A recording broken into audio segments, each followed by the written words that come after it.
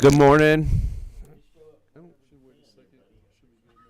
Good morning. Good morning. Thank you guys for being here at the last minute. We've got an important piece of legislation brought to us by Representative Monahan. Monahan, if you want to have a seat at the table, we'll get started. It's on a tight. Everybody's on a tight leash this morning, so I appreciate you being here.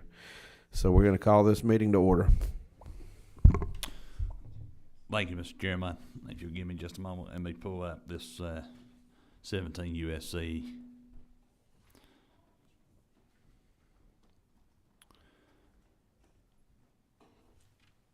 All right, thank you, Mr. Chairman. Today I have House Bill 1259 LC 560066ER.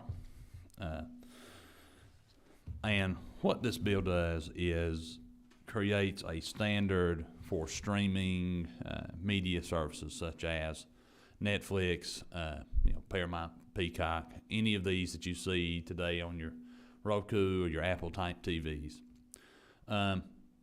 In 2005, the federal government passed the Family Movie Rights Act. In the Family Movie Rights Act, it says that families, parents, have the right to filter media in the privacy of their own home, to make certain sights and sounds imperceptible to the viewers within the privacy of their own home.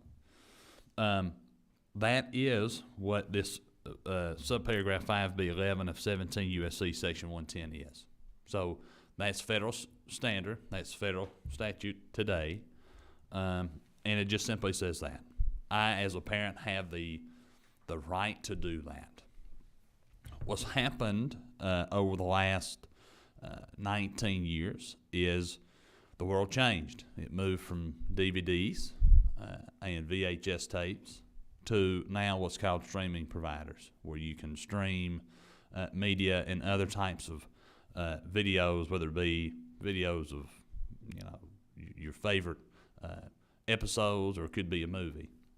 And in that time, the streamer providers, some have chosen to use the legal system to place injunctions on companies that provide the technology, which is allowed by federal law, to make those sights and sounds imperceptible, thus hamstringing their ability to provide those services, as is the right of the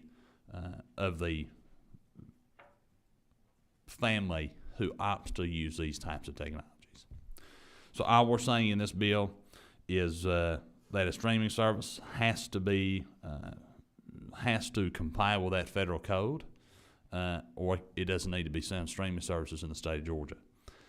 Look, I've not got any pushback. So, I've talked to several of the streaming providers as they've seen me in the hallways, and they said, look, we really don't have any issue with this thing, mainly because they feel as if they are complying today.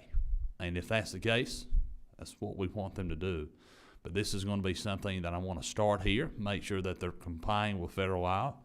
And as we move forward, we may look at this on a long-range scale where we may move this needle just a little bit every year and make sure that our folks over there are complying with the rights of the people to make certain sights and sounds imperceptible. Thank you so much for bringing this legislation. I think your intent is to make sure that you can protect families and children and allow families to do what they see fits acceptable in their own home. Is that a fair assumption? That's right, and preserve the rights of those families under current federal law. Okay, thank you. We got a few questions. We're going to start with number 19. Thank you, Mr. Chairman. Rep, thank you for bringing this bill. On the surface, sounds great, letting families protect themselves. My first question has to do with line 15. I can't seem to find that code. Can you read that section for me? Let's see, it may have been a Scrivener's error. Let me see if they...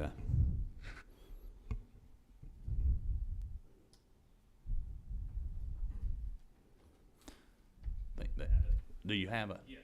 Okay. So 17 USC 110, paragraph 5B11 reads, if you want me to... Please. Please.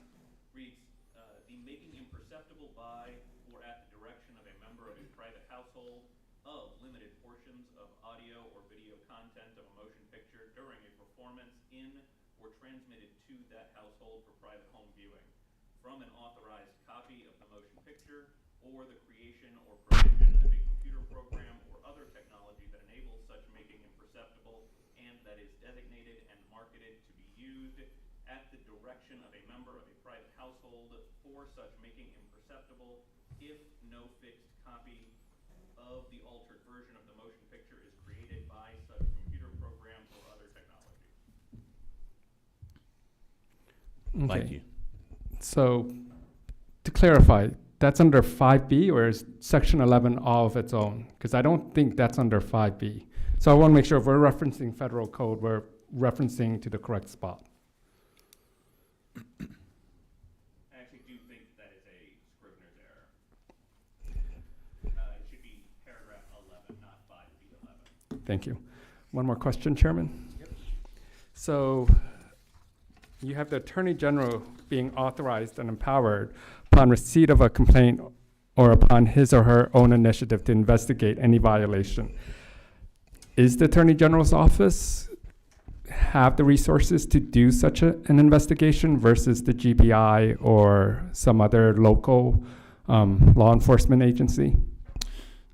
I think that in this case, they're probably the most, accessible to the people, and which is why I chose them.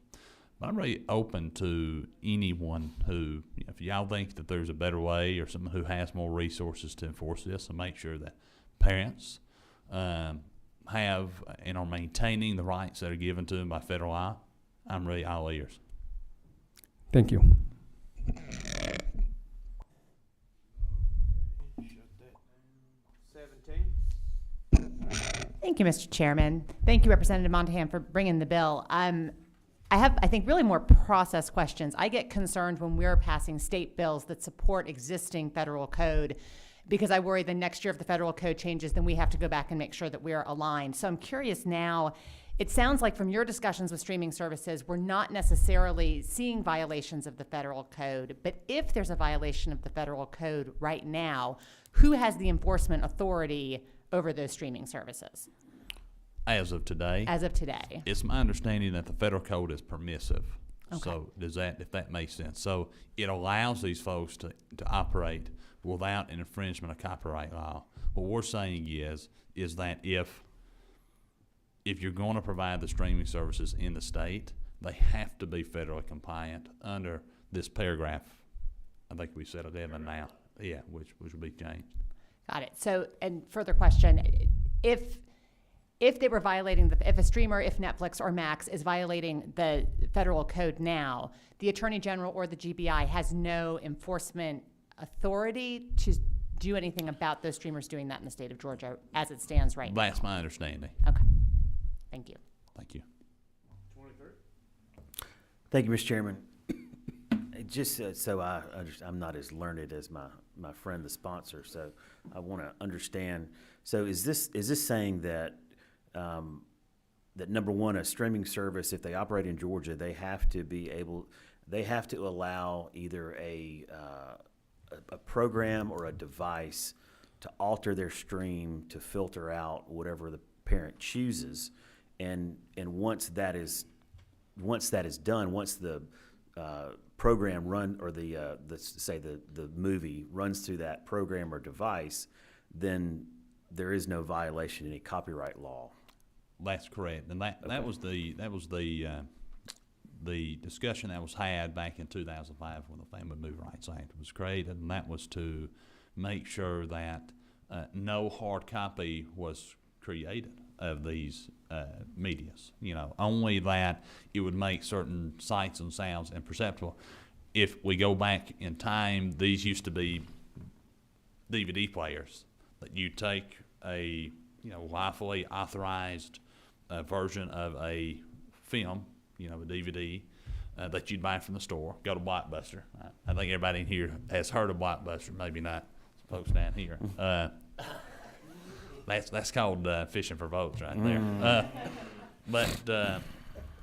But no, I think you'd go, you put it inside this DVD player, and then it would just kind of skip over some of the cuss words, nudity, graphic material that maybe you wanted your child to see. Some of the movies, like Forrest Gump's a great movie if you cut out some of the scenes. You know, I mean, when I grew up, I watched a TBS version of everything. And so first time I watched Top Gun on DVD, I was like, this is a whole different movie. And what was I missing? So, I mean, if we're just... yeah, the older I got, for sure, you know.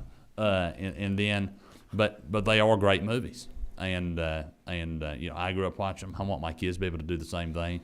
And kind of banishing them as, you know, banishing these services from giving that same experience to your kids, though federally permissive and allowed under current copyright law, I think we should be upholding this. And it's an issue I want to continue to. This is a standard. This is a baseline here. Hey, make sure you're complying with this federal code. And as we move this forward issue over the next couple sessions, I hope we can continue to work on this issue and make sure that parents have the rights to do it.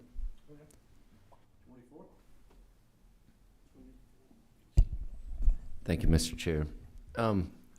So this is the second time you've said this, and this is what my question is. What's the end goal? If you say we're going to work on this every year, where's that needle getting moved to in your head? Yeah, I think I just want to make sure that parents ultimately have the right to operate technology in their own homes, as is permissive in federal law. That's it, right? You know, I think that sometimes when folks don't get the laws they want, they engage in lawfare, you know, and that's on all sides of every spectrum. And we just want to hold folks accountable. Say, hey, look, if our families have this right today, we want to preserve that right going forward. And so if it's all about the preservation of their rights to make certain sights and sounds imperceptible and in the private viewing of their own home where no copies are made. Understand that, Mr. Chair. But if this bill fixes it, what do we got to do in the following years? Absolutely nothing. Okay, I just want to clarify that. Absolutely Thank you. nothing. Right.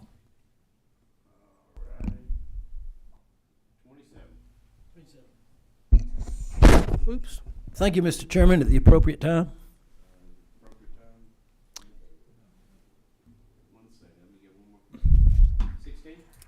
Thank you, Mr. Chair. Thank you, Representative. I'm just a little confused about this whole bill. It sounds a lot like censorship. I really have a lot of questions that we don't have another time. I'd like to table this bill and come back. And there's just some things, I got calls on it that it's a great bill, great intention, but I don't think it's gonna do all that you think it's gonna do. And I've heard from some attorneys on this. So I know I confidently don't understand your bill. And it just may be me, but I don't understand it. And it sounds a lot like a little bit of censorship in there, and I get where you're going, but your end goal doesn't align with this bill in my mind. So I have some more questions, and I'd love to talk. I'm gonna go back to 27. Mr. Chairman, I'd like to move that House Bill 1259 LC 560066ER receive the due pass designation. We have a first and a second discussion. I think there needs to be a discussion on. We need to amend. Amendment. Yeah, thank you, Mr. Chairman. I'd like to make an amendment to line 15, and I'll rely on Ledge Council, but I believe to remove the letters, or 5 and B, And replace subparagraph with paragraph. Okay. and replace subparagraph with paragraph. Okay. Make a motion to amend. Second. There's a second. All in favor of the amendment? Aye. Opposed?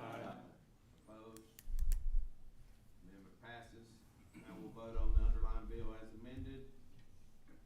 All in favor? Aye. Opposed? Bill passes, has the rules. Thank you for your time. Thank you all so much.